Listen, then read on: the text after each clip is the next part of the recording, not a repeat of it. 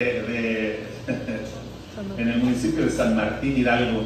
Gracias a todos por estar aquí, gracias por la invitación a la iglesia, muchas gracias. La verdad es que estas reuniones me encantan, creo que son ejemplares lo que ustedes hacen a nivel, no sé dónde hagan más confraternidades. Parece que donde yo vivo hacían una confraternidad algunas iglesias,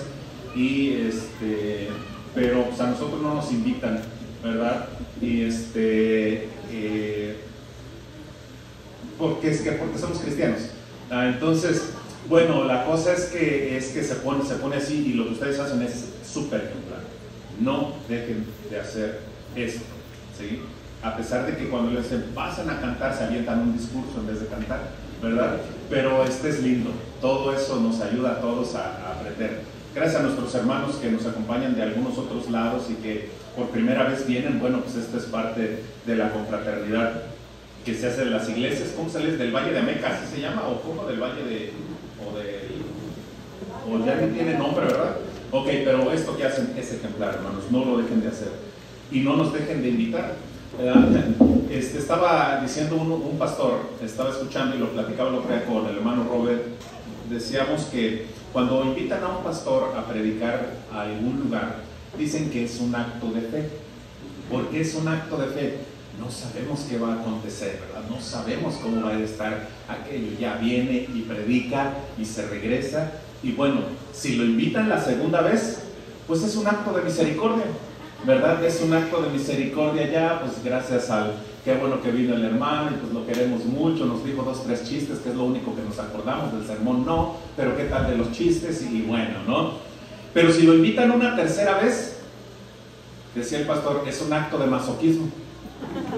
Y yo creo que ustedes están padeciendo de eso conmigo, ¿verdad? Okay, entonces agradezco la paciencia que tienen y el amor y el cariño que tienen conmigo los pastores. Gracias también. De repente eso para nosotros es importante, ¿verdad? Muy bien. El texto que vamos a usar es el que ya compartimos el día de hoy, es Marcos capítulo 12. Marcos capítulo 12, los versículos del 28 al 34. Ahí está la porción de la escritura en la que nos vamos a basar el día de hoy. En la semana me habló un amigo, él lo están llamando para ser pastor en una iglesia en Guadalajara, más bien en Zapopan, la iglesia Estrella de Belén, lo está invitando, y me dice, oye hermano, él escucha una transmisión que nosotros tenemos por parte de nuestra iglesia diario. Algunos de ustedes la han visto, cuando menos alguna vez he visto que se han conectado algunos de ustedes, y me dice, oye, ¿qué tienes tú, una bola de cristal? ¿Por qué? Nos dices todo lo que nos está pasando. No, bueno, pues es que la palabra de Dios es dinámica y tiene un poder continuo y constante, ¿verdad? Así que les invito también, los que quieran agregarse, es la página de Segunda Iglesia Cristo Vive, segunda con número, no es con letra. Y ahí estamos diario compartiendo contenido para la bendición de todos y obviamente para la gloria de Dios. Así que el día de hoy vamos a ubicarnos en ese texto. Ya lo leímos, vamos a verlo. ¿Les parece bien? Dice el versículo 28, dice así: acercándose uno de los escribas que los había oído disputar y sabía que les había respondido bien, le preguntó: ¿cuál es el primer mandamiento de todos? Padre, en esta hora queremos escuchar tu voz. Queremos saber cuál es el primer mandamiento de todos. Queremos saber qué es lo que tienes planeado para nuestras vidas el día de hoy. Queremos suplicarte en el nombre de Jesús que tú nos sigas ayudando, bendiciendo y ayudando a escuchar tu palabra el día de hoy. Así que Padre Santo, te ruego que tú nos guíes, nos ayudes a ello en el nombre de Jesús. Amén.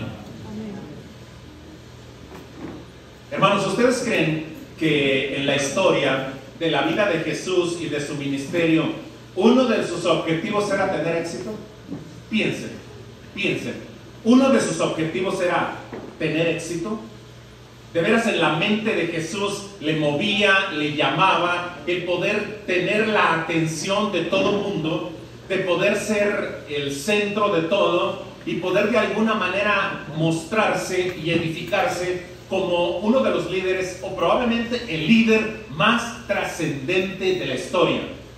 Que de hecho, de sobra les digo, que en esta historia que nosotros tenemos aquí, en estos miles de años que existe esta humanidad, no existe una persona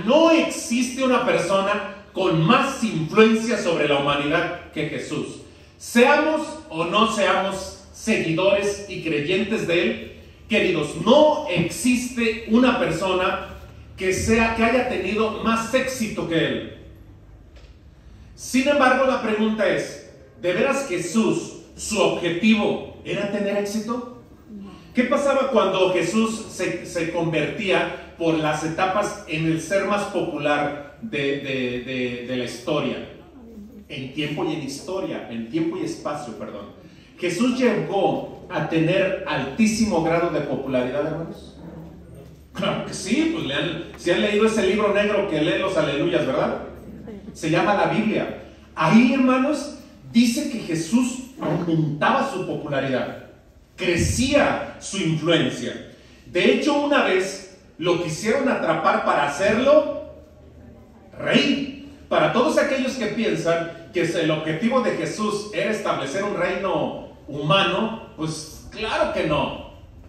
Esa vez, ¿qué hizo Jesús cuando lo quisieron hacer rey? Proclamarlo rey, porque imagínense un rey, un caudillo que los liberara del yugo de los romanos y que fuera fuerte como para resistir los embates de todos los imperios que siempre habían querido conquistar Israel. Imagínense a un líder de esta naturaleza, de este poder, de esta influencia, de esta trascendencia como Jesús, tenerlo como líder, tenerlo como candidato, que ya vienen los destapes, ¿verdad? Algunos ya se destaparon y ya todos quieren. ¿Será tan bueno el hueso en México que se pelean y se enardecen por él? Yo creo que está buenísimo, ¿verdad? Se aceptan críticas, ataques, burlas, de todo, pero ahí están firmes queriendo el hueso, ¿verdad? Si el de México está bueno, imagínense el de la nación más poderosa del mundo, que yo creo que sigue siendo Israel la nación más poderosa del mundo. ¿Amén?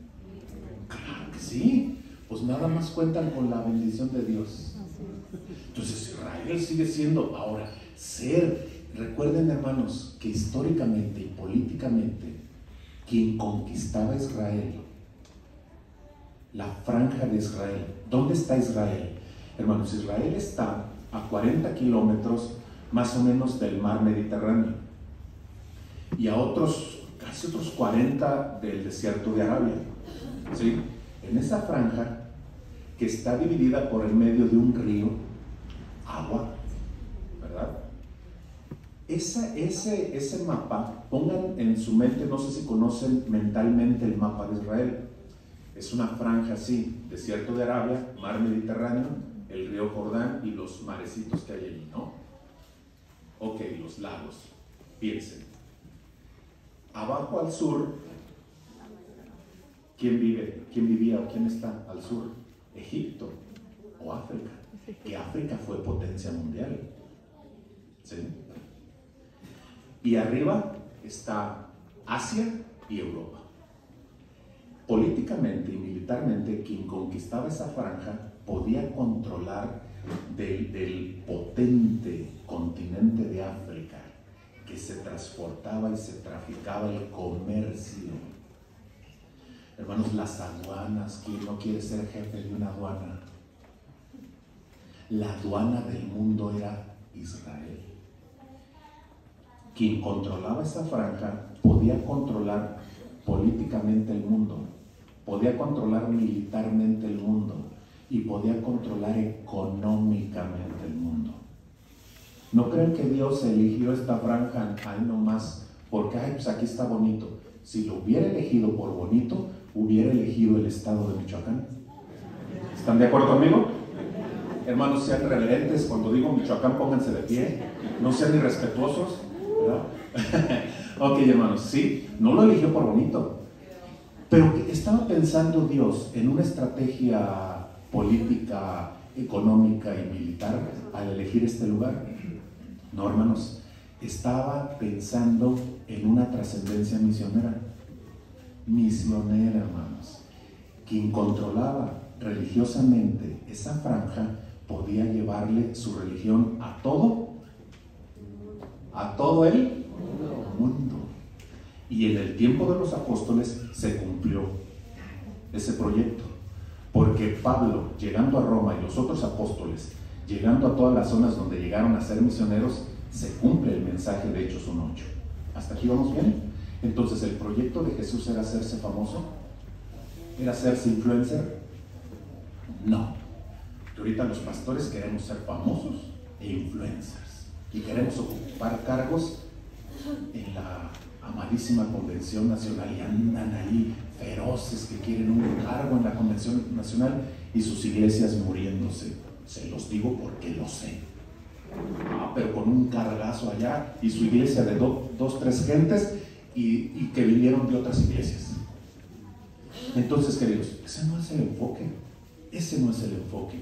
Cuidado con eso. Y esto me hace recordar, hermanos, y lo digo con mucho cuidado. Hace 7 años nosotros llegamos a una región que no nos gustaba, un pueblito, no estoy transmitiendo en vivo, ¿verdad? Un pueblito feo, era caluroso, pero con gente extremadamente linda, eso sí.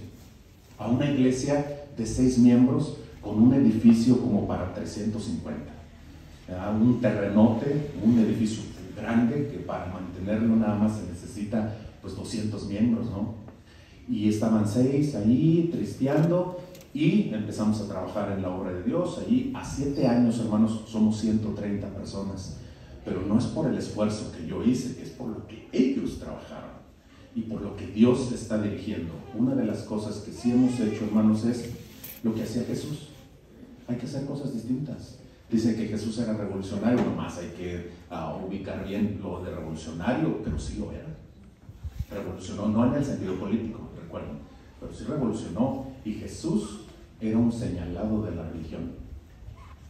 Yo creo que muchas de las iglesias bautistas actuales expulsarían a Jesús como miembro de su iglesia. Se los firmo donde quiera se los firmo. Entonces, ¿por qué? Porque tenemos una mentalidad cuadrada y las estructuras son más importantes que la gente. Eso es perverso, hermanos. Cuidado con que esta es la doctrina, y en vez de doctrina enseñamos tradición, y eso es lo que Cristo destruyó de una manera fuerte, y en parte solo llevó a la cruz. Y sin embargo, este texto que vemos aquí es un texto fuerte y muy interesante que quiero compartir con ustedes el día de hoy. Amén. No sé si la introducción tenía que ver con esto o era algo que yo les quería decir. Acercándose uno de los escribas que los había oído disputar. Dice, ¿quién se acercó aquí, hermanos? Un escriba que los había escuchado disputar. Un escriba los había escuchado disputar. ¿A quiénes? ¿A quiénes había escuchado disputar este escriba? Fíjense lo que dice el versículo 12, hermanos. El versículo 12 es la finalización de la historia de los labradores malvados, de la parábola, ¿sí? Dice así: y procuraban prenderle, porque entendían que decía contra ellos aquella parábola, pero temían a la multitud, y dejándole, se fueron. ¿Quién procuraba prender a Jesús? ¿Y por qué, hermanos?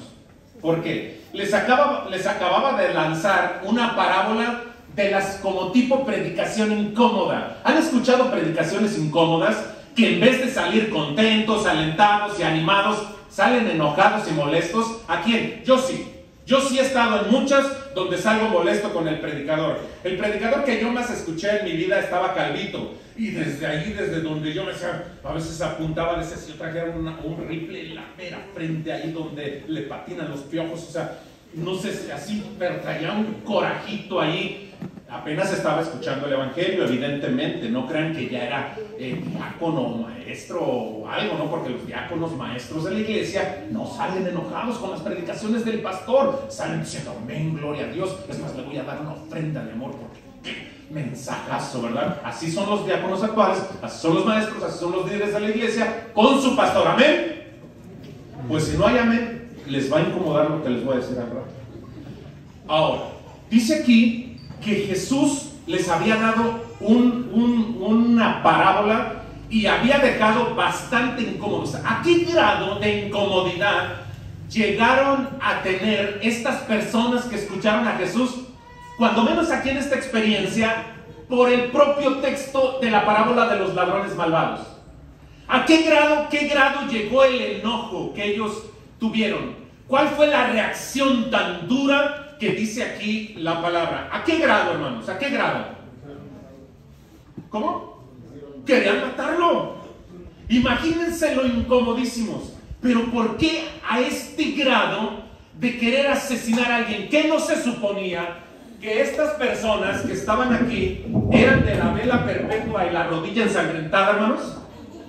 ¿No se supone que estas personas que estaban enfrente de Jesús tenían un arraigo religioso extraordinario, fuerte y profundo? ¿No eran de los que diario estaban en el templo, cantaban el himno "Cuán grande es Él"? ¿Y cuál más cantaban los judíos? No sé, santo, santo. Un himno más santo, santo, santo, santo, ¿no? ¿No eran los que cantaban eso? ¿No eran los que abrían la Biblia y leían los 10 mandamientos? ¿No eran aquellos que se les hizo poco los 10 mandamientos e inventaron un acróstico de las letras de los 10 mandamientos? ¿Saben qué es un acróstico, hermanos? ¿Sí? Un acróstico es un poema. Por ejemplo, ponen el nombre de su amada. ¿Cómo se llama su amada? No sé. Pancracia. Entonces, P, y ya es un pensamiento. A, otro pensamiento. Eso es un acróstico, ¿no? Eso es un acróstico. Bueno, los judíos hicieron un acróstico de los 10 mandamientos con cada letra y crearon otra ley. Se les hicieron pocos 10 mandamientos y crearon otros 600 más o menos para agregarle eso. Se les hicieron poco. Estos eran los que estaban súper ofendidísimos por un sermón. ¿Y qué empezaron a hacer? ¿Qué anidaron en su corazón? Matarle, destruir. Hermanos, estos fariseos no son tan distintos a muchos de los miembros de nuestra iglesia, que cuando ya no les gustó la predicación, los maestros, el predicador, el pastor, siempre están ideando, tramando en su mente y en su corazón, podrido y retorcido, cómo dañar, cómo nos deshacemos de este pastor incómodo. Busquemos una oportunidad, busquemos una forma de poderlo ya despedir, o empecemos a hacer una ronda de críticas internas en lo oculto de los grupitos de la iglesia para poder fastidiar, señalar, atacar. Estamos hartos de este pastor que lo único que hace es decirnos la Biblia. ¡Uy, qué incómodo! A la distancia, ustedes y yo ni siquiera tenemos cara de criticarlos. Cuando nosotros nos hemos refinado a nuestros pastores, los hemos masticado, los hemos destrozado y hemos pecado, hermanos. Hemos pecado severamente, porque dentro de nuestro corazón no nos hace tan distintos a ellos que querían matarlos. ¿No dijo Jesús que el odiar era asesinar? Hay miembros de la iglesia que odian a su pastor. Y claro, lo esconden con cosas. No, es que se equivoca, no, es que no hace bien con el diezmo, es que no hace bien el ministerio, es que es muy flojo, es que se dedica. Así estaban ellos, ¿verdad? ¿Qué les parece? Nada más les recuerdo algo, hermanos. ¿Se acuerdan quién llamó al ministerio a Moisés? ¿Quién lo llamó? Dios. ¿Era el más hábil de la época? No. ¿Era el más apto? No. ¿Era el más preparado? No. ¿Era el que mejor predicaba? El pastor diario predica lo mismo. Pues es que no cambias de lo que te está predicando. No le va a cambiar el tema. Era tartamudo. ¿Qué le pasó a las personas que estaban contra Moisés? Que murmuraban. Pues a unos nomás se los tragó la tierra. Y a lo mejor tenían razón en sus murmuraciones. ¿Qué le pasó a sus familiares? Que murmuraron contra él. La lepra. ¿Cuántos leprosos habría aquí si se aplicara la regla? ¿O cuántos ya no estuvieran aquí porque se los tragó la tierra? No murmuraron contra Moisés, murmuraron contra la voluntad de Dios. Y Dios no elige personas ultra perfectas dedicadas a complacerte. Dios elige personas, punto, tan que se equivocan como tú y como yo. Fíjense lo que sigue diciendo el texto. Ya sabemos esta historia. Versículo 13. Y le enviaron a algunos de los fariseos. ¿Cuáles vieron? Se enojaron y antes de querer matarlo, dice, bueno, vamos a enviarle a unas personas, ¿para qué? Para hacerlo tropezar y encontrarle una palabra para poder acusarlo, ¿verdad? Primero mandaron ¿a quién? A los fariseos. ¿Quiénes eran los fariseos, hermanos? Rápidamente, era una secta de los judíos de aquella época. Nosotros generalmente tenemos una idea muy negativa de los fariseos, porque así predicamos, muy negativa, pero hermanos, la verdad es que en defensa de ellos eran de los considerados religiosamente, de los que contaban con mayor prestigio, ¿sí? Religioso. Ellos eran los más apegados a la escritura. Pueden ser los que doctrinalmente estaban mejor. Los fariseos eran reconocidos como personas de altísima calidad religiosa y algunos de ellos considerados de altísima calidad espiritual. Las personas que en la época contaban con el mejor prestigio, religiosamente hablando, eran los fariseos. Claro que para nuestro tiempo, pues nosotros nos lo refinamos tremendamente porque eran contrarios a Jesús, pero en aquella época, hermanos, eran los de mejor prestigio. ¿Estamos? A ellos mandaron. Luego mandan, según el versículo, para hacerlo tentar doctrinalmente, el versículo 18. Entonces vinieron a él, dice, calla a los fariseos, y luego le mandan ¿a quién? A los saduceos. ¿Quiénes eran? ¿Quiénes eran los saduceos, hermanos? Los saduceos, otra secta judía, que entre otras cosas no creían en los ángeles, no creían en la resurrección. Pero, ¿cuáles son las cosas positivas de los saduceos? Hermanos, el Sanedrín judío, la mayoría eran saduceos. Las personas más ricas de la época eran saduceos, ¿sí? El sumo sacerdote, ¿de qué religión creen que era? Era saduceo.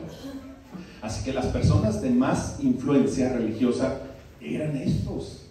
Y también va y le hablan de y de la resurrección, y ya le muestran esa fantasiosa idea como muchos interpretan la Biblia, ¿no? Del por lo tanto y de su lógica humana. Dice, un hombre tenía 7 hermanos y la mujer se casó con uno y con otro, y en la resurrección de ¿quién va a ser esposo? Dice Jesús, ay. ¿A qué iglesia van ustedes? Entonces ya Jesús explica y los cayó también. Entonces, ¿a quién mandaron? A los fariseos, con todo su prestigio. Los saduceos, con toda su influencia, no pudieron con Jesús. ¿Hasta aquí vamos bien? ¿Y quién va por tercera vez? Y tercera y última, porque el versículo al final dice que ya no le... ¿Alguna otra duda? ¿Ah? En el versículo que leímos en el versículo 34, ¿no? ¿Y ya no usaron qué? ¿Usaron? Preguntarle más. Por eso le digo, ¿alguna otra dudita? Pues pregúntensela, aquí está, ¿verdad? Dice aquí el texto entonces que se acercaron los saduceos y nada, los fariseos nada, con toda su influencia. Versículo 38, ¿acercándose quién? Dice aquí que acercándose ¿quién? Uno de los escribas. ¿Quién eran los escribas, hermanos? ¿A qué se dedicaban los escribas? ¿Qué influencia tenían? ¿Qué tan poderosos eran? Pues mucho, hermanos. Porque los escribas eran, como su nombre lo dice, su principal función era transcribir la escritura. Se supone, hermanos, que las personas más expertas en la doctrina bíblica, pues eran los escribas. ¿Por qué? Porque ellos trabajaban y tenían una familiaridad muy cercana y además muy intensa con la escritura.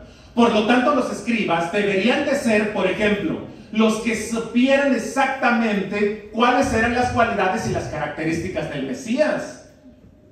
Pusieron los escribas, ellos se dedicaban a eso. Imagínense que alguien que se dedica a hacer mole, tú vayas y le enseñes a hacer mole. Pues no, los que hacían el mole eran ellos. Y los que sabían de la pimienta, del azafrán, no sé, que se le echa el chocolate, la galleta salada. Sí me sé la receta, pero luego se las paso. Ok, entonces ellos sabían. Ellos deberían de ser las personas que cuando algo venía de Dios, la captaban perfectamente. ¿Por qué? Porque eran los más familiarizados con la escritura. Los escribas. ¿Qué más hacían los escribas? Los escribas eran encargados de enseñar al pueblo la ley de Dios. Así que esa era otra de sus tareas que tenían ellos. Por lo tanto, estaban inmersos con la escritura. Y hasta aquí, pues vamos bastante bien. Si aquellos, sí con su influencia, sí con su prestigio, no pudieron tentar a Jesús y no pudieron sacarlo de sus casillas, ellos dijeron, pues un escriba seguramente sí va a ser, ¿no? Va a ser posible. Dice aquí el texto que le pregunta, ¿cuál es el primer mandamiento de todos? Pues una pregunta relativamente fácil, pero aquí hay un problema. ¿A cuáles mandamientos se refería el escriba? Porque los judíos tenían la ley de Dios, tenían la Torá, el Antiguo Testamento, el Pentateuco y todo eso, como ley, el Pentateuco sobre todo. Pero ellos tenían también, ¿cómo se le llamaba, hermanos? A la otra ley que tenían aparte, la que les acabo de decir. Si no mal recuerdo, creo que se le llama la Mishnah. Alguien ayúdeme puede corregirme y a lo mejor no es. Pero el chiste es que tenían otra ley de más de 600 mandatos que regían la conducta de los judíos. Se les hizo poca la Biblia y le aventaron otros 600, ¿no? Reglamentos tras reglamentos, y reglamento para esto, reglamento para... Tenían reglamentos hasta cómo se tenían que vestir, tenían reglamentos de qué no tenían que hacer las mujeres en día de reposo, tenían reglamento para todo, ¿verdad? Entonces, el punto es, ¿cuál de todas estas tantísimas leyes? Entonces, aquí hay una trampa, queridos. ¿Me vas a señalar de los 10 mandamientos o de la tradición? Jesús se había pronunciado siempre en contra de la tradición. Y aquí entonces tenían una oportunidad. No, que no la tradición, si decía uno de los mandatos de los 600. Ahora, ¿cuál fue la pregunta expresa, hermanos? Ya lo leyeron. ¿Cuál fue la pregunta expresa? ¿Cuál es el primer mandamiento? Y esta pregunta exigía evidentemente una respuesta expresa. ¿Están de acuerdo? Si es una pregunta específica, expresa, la respuesta tendría que ser expresa también, única. Sin embargo, observen la respuesta de Jesús. ¿Cuál fue la respuesta de él? Bueno, te voy a responder. ¿Y cómo dice el versículo? Versículo 29. Jesús le respondió: el primer mandamiento de todos es... ¿Y cuál creen que debería de ser la respuesta lógica en la lógica suya de ustedes, hermanos? ¿Cuál es la respuesta lógica? ¿Cuál es el gran mandamiento, hermanos? Amarás al Señor, y Jesús lo hace de una manera extraordinariamente categórica. Con toda tu alma, con toda tu mente y con todas tus fuerzas. Muy bien. Hasta aquí vamos bien. Respondió a priori así. A ver, véanle ahí. Respondió a priori así.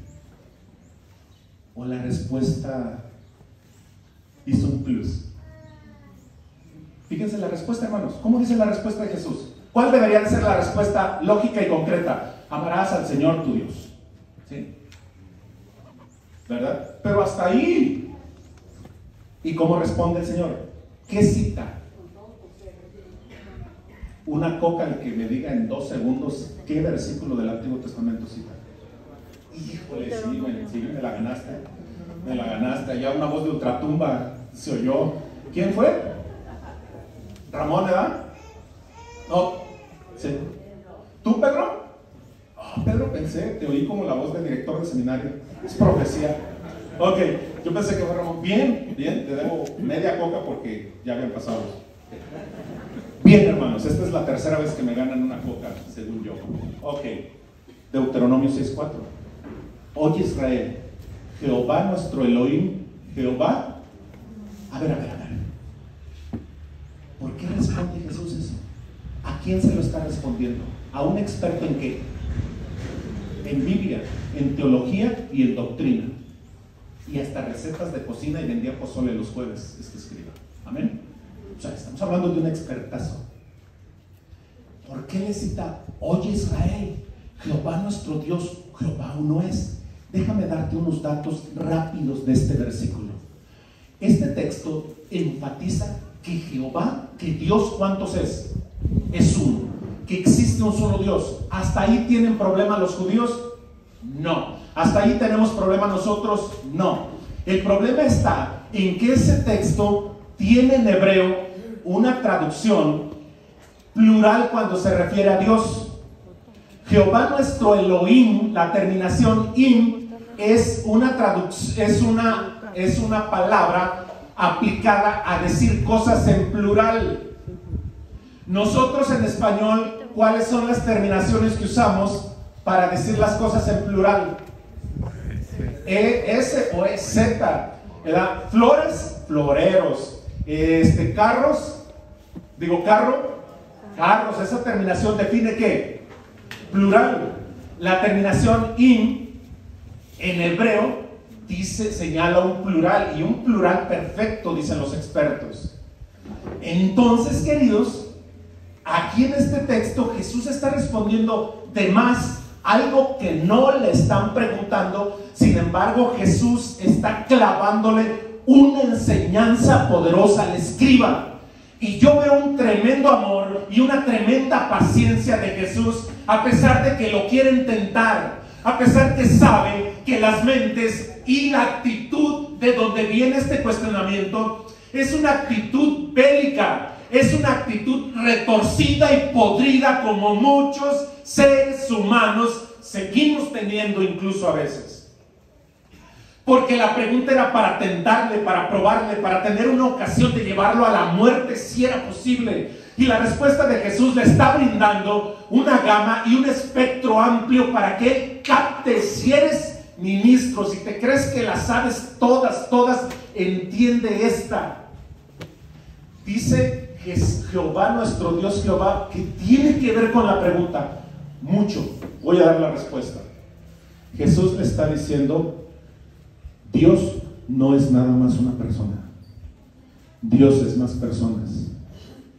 Tú tienes una teología extraordinaria, pero no estás creyendo en mí, y yo soy una de esas personas. Si el escriba, letrado y con el corazón que tenía, hubiera captado, no sé si lo captó o no, el texto no dice, pero Jesús le está diciendo, yo soy Dios, a quien tú quieres tentar. ¿Qué posición tan ridícula estás teniendo? ¿Quieres arrepentirte? ¿Quieres creer? Yo veo esta oportunidad al escriba. Y aquí me hace pensar en lo siguiente, ¿qué tiene que ver con nosotros? ¿De dónde nacen todas estas preguntitas? De los herodianos, de los fariseos, de los saduceos, de este escriba. ¿De dónde nace? De un sermón incómodo. ¿Cómo has reaccionado tú y de sobra te diste cuenta? Esta el pastor me la está tirando a mí. ¿Quién? Y justificadamente. ¿Nadie? Pastores, hombre, predicación sasas. ¿Cuántas veces te has sentido que te la está tirando a ti el pastor? ¿Cuántas veces sabes que no te la está tirando, pero se te acomodó perfectamente? Cambia. ¿Cuántas veces? Sí, ahora sí levanten la mano porque sé que aquí están sus pastores. Ya entendí por qué no pararon la mano ahorita, ¿verdad? Pues aquí están sus pastores, ok. ¿Cuántas veces han sentido, esta es para mí? ¿Y cómo reaccionaste después de eso? Miren, hermanos, yo sostengo esto. Aún que el pastor no es correcto, nosotros sabemos que ética y moralmente no preparamos sermones como si fueras tan importante, hombre, como para dedicarte a un sermón específico para ti.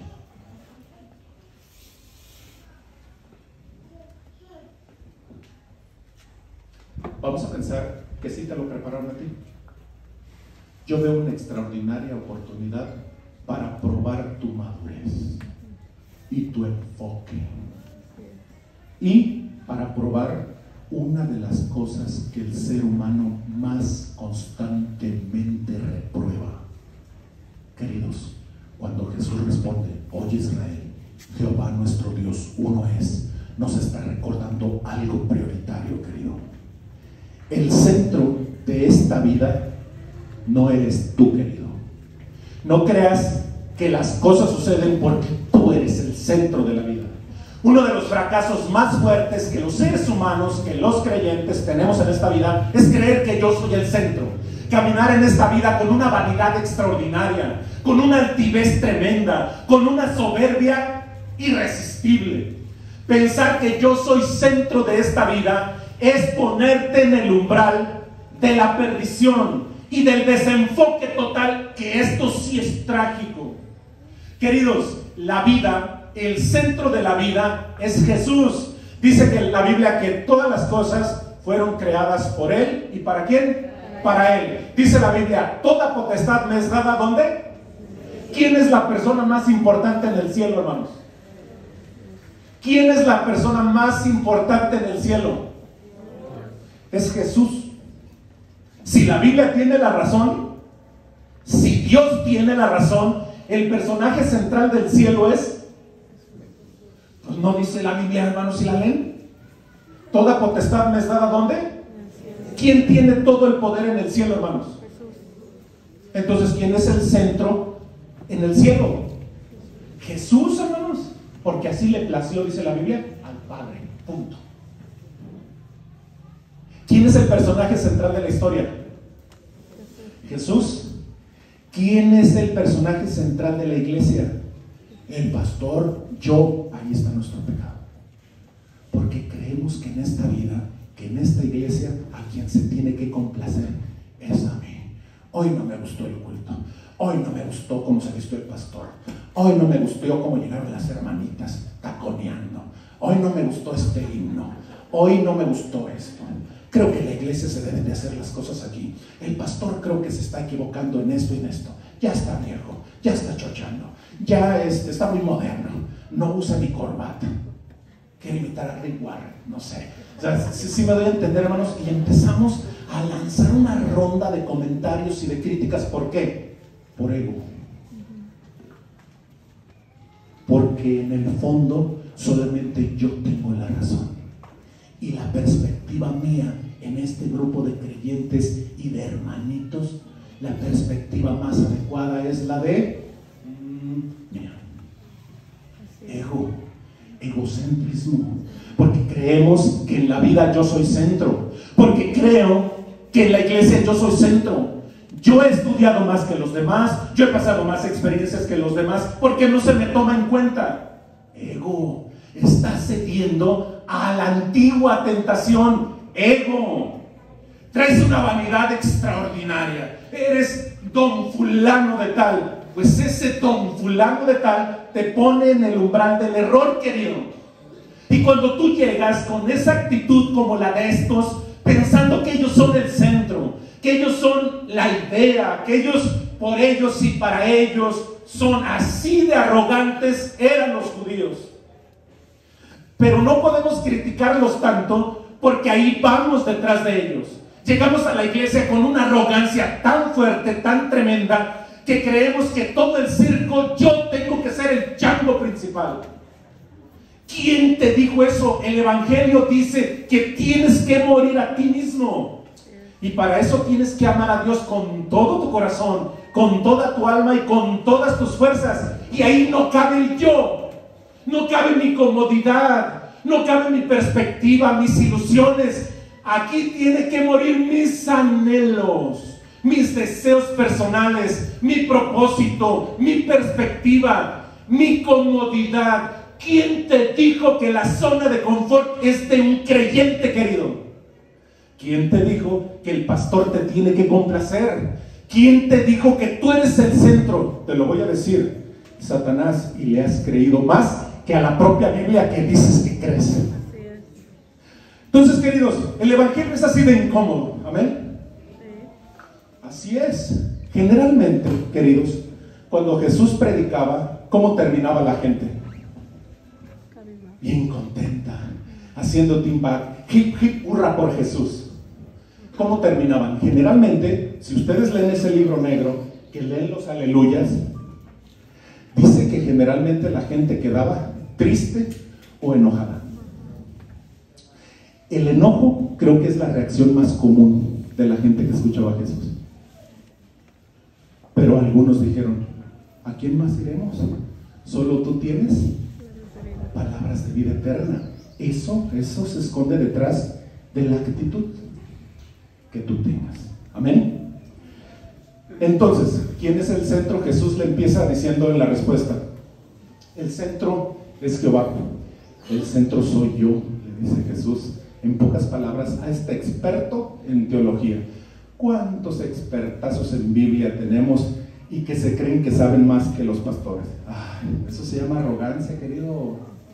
Eso se llama arrogancia. Y es peor pecado que la ignorancia de tu pastor. ¿Cómo defiendo a los pastores? ¿Y saben que eso dónde me pone? En el corazón de Dios. Porque los pastores, ¿sabes dónde están? Escucha, Israel. Los pastores están en el corazón de Dios. Amén. ¿Los amas? Sí. Este es el primer mandamiento, dice: amarás al Señor tu Dios con toda tu alma, con toda tu mente, con todas tus fuerzas. Este es el principal. ¿Sí? ¿Se dice así? El principal mandamiento. Versículo 31. A ver, a Jesús no le preguntaron el versículo 31. ¿Estamos de acuerdo? Pero su respuesta sería incompleta. Fíjense, la respuesta de Jesús tiene 3 etapas, ¿no? La primera es, le dice: escucha Israel, Jehová nuestro Elohim. Jehová es plural y es uno. El escriba, si la captaba, él debería de entender que él es Dios. Pero era mucho para él. Él no estaba listo para esa conversación. Después dice, responde, pero responde con un plus. ¿Amarás con qué? ¿Con cómo? ¿Cómo amarás al Señor tu Dios? ¿Cómo dice? Toda tu alma, toda tu mente. ¿Cómo puedo decir que amo al Señor y que lo tengo en primer lugar si en la mínima provocación, oye, hay un viaje a las albercas, ¿cuándo? El domingo. ¿Cuánto cuesta? Cuesta por toda la familia 1,200 pesos. Te doy 1,300 y apártame mi lugar. ¿Cómo puedes decir que amas al Señor si en la mínima provocación te vas de fiesta el domingo? ¿Cómo puedes decir que amas al Señor cuando ves la obra de Dios? Que, por cierto, hay una campaña desde el infierno para no dar dinero a la iglesia. ¿Están de acuerdo conmigo? Sí. Vean su Facebook. No des dinero a los pastores, dalo a los pobres. Ese que dijo que no le des dinero a los pastores y que se los das a los pobres, él no se los da.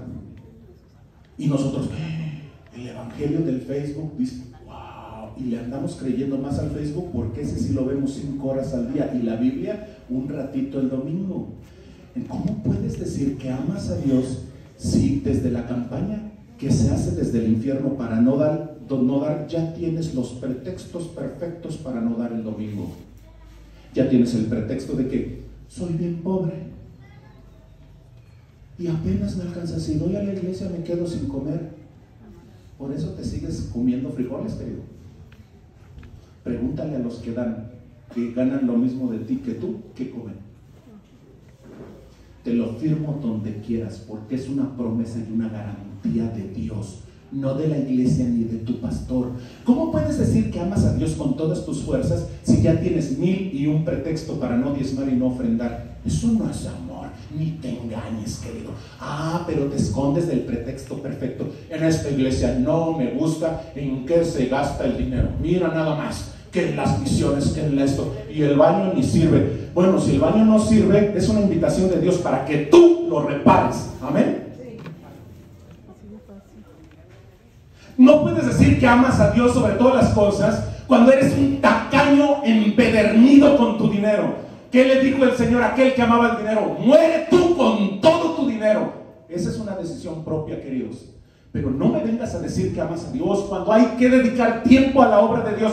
No tengo tiempo. mi trabajo, ya que me jubile. Y si no vives después de la jubilación, entonces no vengas a decir que amas más a Dios con todo tu corazón cuando otras cosas ocupan ese lugar. Finalmente, lo que define nuestros amores son nuestras acciones, no nuestras intenciones ni nuestras... fíjense, en el infierno hay miles de buenos intencionados. Así que, queridos, esta es la oportunidad de sacudir nuestra conciencia y nuestra mente y decir, ¿a quién amo más? Queridos, no puedes decir que amas a Dios cuando tu pastor apenas le alcanza para sobrevivir. No puedes decir que amas a Dios cuando haces una campaña para pagarle lo menos posible. Sabes, querido, que una iglesia prospera económicamente cuando le paga bien al pastor. Y échate este trompo a la uña, querido. La Biblia dice que el pastor, por predicar y enseñar, sea digno de doble honor. No significa doble aplauso. Honor viene de la palabra honorario. Si tu pastor tiene un sueldo raquítico, tú estás en una iglesia miserable. Cuando las iglesias hacen que su pastor viva bien, son prosperadas. Pruébalo un añito. Duplícale el sueldo. Sí se puede. No, es que hay que... El templo. Mira, querido, si el dinero que le deberías de dar al pastor es para construir, estás mal. Estás mal. Dios ama más los pastores que los templos. De hecho, el concepto de templo quedó destruido. ¿Con quién? Con Jesús. Hay iglesias que tienen el texto calle, ¿cómo dicen? Mas Jehová está en su santo templo. No está mal, yo entiendo por qué lo ponen, pero la teología no es correcta. Esto no es... El templo de Dios es tu vida y es la iglesia. Entonces, la iglesia funciona bien cuando tiene pastores. Amas a Dios cuando amas a tu pastor, querido. Ahora, vamos a despertar conciencias. ¿Cuándo fue la última vez que le ofrendaste algo económico a un pastor? Una ofrenda de amor, no de odio. Cuando tú como miembro, ¿qué no dice la Escritura? Que el que es enseñado haga partícipe de sus bendiciones al que lo enseña. Amén. ¿Cuántas veces le has dado una ofrenda, un kilito de arroz? No, un kilito de arroz, no, eso no. 10 kilos para arriba. No, arroz no, porque tiene mucho azúcar. Mejor frijoles, también tiene azúcar, pero mejor dinero. Un kilito de salmón. ¿Venden salmón en su pueblo? Sí. Ok, ¿cuánto cuesta el kilo de salmón? Cuesta 400, 450. Un kilo de salmón, regálame al pastor. No le llegues con un pellejo de puerco ahí. No. Amén. El salmón sí es saludable. A tu pastor, que el pastor está bien panzón. Pues es que ha comido pura tortilla porque no le pagas. ¿Sí me explico? No, es que el pastor está bien flaco. Pues que come el pobre. No sé si nosotros amamos a Dios cuando amamos a nuestros pastores. O sea, no nos digamos, no, sí, yo estoy ahí y te amo, Señor, con todo mi corazón. No. Y el segundo es semejante, dice Jesús. ¿Cómo le dice al escriba? Y el segundo es parecido al primero. Y el escriba puede decirle, objeción, no te estoy preguntando por el segundo. Y dice Jesús, pero lo tienes que entender. Dice, amarás a tu prójimo. ¿Y qué es lo que no estaban haciendo los fariseos, los saduceos, los herodianos, el pueblo de Dios y los escribas? ¿Qué era lo que no estaban haciendo con Jesús? Amarlo. Lo querían matar. De nada nos sirve entonces tanto bla bla bla de la iglesia si no hacemos las cosas, si a nuestro prójimo lo maltratamos, lo controlamos, lo manipulamos y queremos que haga Él lo que yo quiero, aún en contra de su voluntad. ¿Cómo puedo decir que amo a Dios si soy un controlador de la esposa? Si la mujer es una histérica de primera para que le conseguir del marido lo que quiere, ¿cómo puedes decir que amas a Dios si tienes una relación tóxica, conflictiva? No me vengas que amas a Dios si tienes un novio o una novia inconversa y tú eres creyente. No amas a Dios como primer lugar en tu vida, querido. Te lo firmo con unos textitos de la Biblia. Amén. Entonces, no vengas a decir que amas a Dios cuando vives como perro y gato en tu relación familiar, que lo único que sale de ti son rondas de descalificaciones, de críticas, de ataques en tu familia.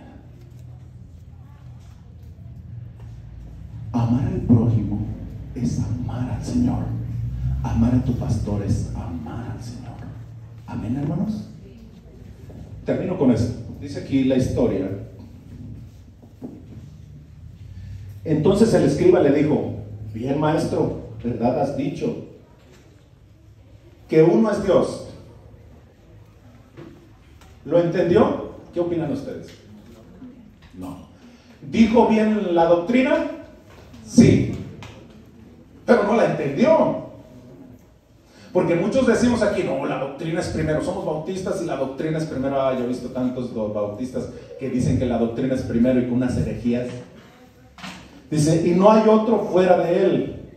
Dijo bien. Y el amarle con todo el corazón, con todo el entendimiento y con todo el alma y con todas las fuerzas, y amar al prójimo como a uno mismo, es más que todos los holocaustos y sacrificios. Oh, ya avanzó. Uno de los textos que a mí más me gusta de la Biblia es este. Dice el versículo 34, Jesús entonces, viendo que había respondido sabiamente, le dijo, no estás lejos del reino de Dios. Pero no le dijo, estás dentro. No estás lejos. ¿Qué tan lejos estamos, querido? A lo mejor tú no estás lejos. Entiendes que este es el camino. Sabes que por aquí hay que darle. Sabes la doctrina, sabes la palabra, pero realidad, eres uno de los amargados que no le parece nada de lo que hay en su entorno. Eres el que critica todo, de todos. Nadie te tiene contento. No te tiene contenta la familia, no te tiene contento la esposa, los suegros, pero no te tiene contento la iglesia. No te tiene contento el pastor. No es su trabajo de ellos tenerte contento, porque tú no eres el centro de la vida, querido. El día que muera ese concepto en tu corazón, puedes proclamarte como un auténtico hijo de Dios. Pero no podemos llamarnos hijos de Dios, seguir pretendiendo que estamos en la fe y viviendo nuestra vida a nuestra manera, donde lo único que importa es lo que a mí me complace, lo que yo creo, lo que yo soy, lo que tienen que hacer los demás por satisfacerme. No puedo proclamarme como hijo de Dios y que le amo y que Cristo vive en mi vida, viviendo mi vida a mi manera, siendo el centro de la historia, siendo el centro de la vida, amargándome por todo cuando no lo soy, cuando no tengo la atención, cuando no se siguen mis preceptos, mis conceptos. Y esto que definitivamente esta actitud la llevamos a la obra de Dios y irremediablemente la llevamos a la iglesia. Si eres aquel que nada le parece, pero con nada, ningún intento hace por cambiar esa realidad. Si eres uno más como estas personas que tenían el corazón podrido, no hay vida eterna. Y más vale que lo reconozcamos hoy en día. Hermanos, Jesús le dijo, no estás lejos del reino. A lo mejor tú ya crees en la doctrina, estás convencido en esto. No estás lejos del reino, pero a lo mejor todavía no estás dentro. Y de esta decisión define tu eternidad. Dicen los expertos en eclesiología que a la iglesia después de cierto tiempo hay que volverla a evangelizar. No sea que perdamos muchos de los que creemos que ya son, nomás no están lejos del reino, pero no están dentro. ¿Tú dónde estás? ¿Por qué no inclinas tu rostro y un desafío a ser auténtico contigo mismo hoy. Vamos a inclinar nuestro rostro, vamos a orar al Padre, vamos a evaluarnos y decir: Señor, yo no estoy lejos del reino, pero no estoy dentro, para tu propia bendición y para tu propia seguridad. Señor, hoy quiero estar dentro. Hoy te reconozco como el Señor, como Dios, como Rey. Ya no voy a gobernar yo mi vida. Quiero entregarla a ti, Padre Santo. Hoy es el día de salvación para mí. No estoy lejos del reino, todo el tiempo he estado muy cerca, pero mi vida no lo ha reflejado y hoy quiero ser parte del reino. Quiero que entres en mi vida. Te dejo el mando, te dejo el control. ¿Quisieras tomarlo, Padre? Oh Señor Jesús, te entrego mi vida. Tú eres el Rey y hoy decido que tú vas a reinar mi corazón. Yo no quiero ser uno más que está cerca del reino. Yo quiero ser uno que está dentro. Y para estar dentro del reino necesito que tú seas mi Rey, mi gobernante. Acepto este reto hoy para vida eterna, en el nombre de Jesús. Amén. No los voy a invitar a que su decisión sea pública, pero si hay alguien que hizo esta decisión, tómelo muy en serio y camine bajo esa línea de hoy en adelante. Amén, hermanos, que sigan disfrutando su tarde, que Dios los bendiga otra vez. Gracias por la invitación, estamos muy contentos de estar aquí. Amén.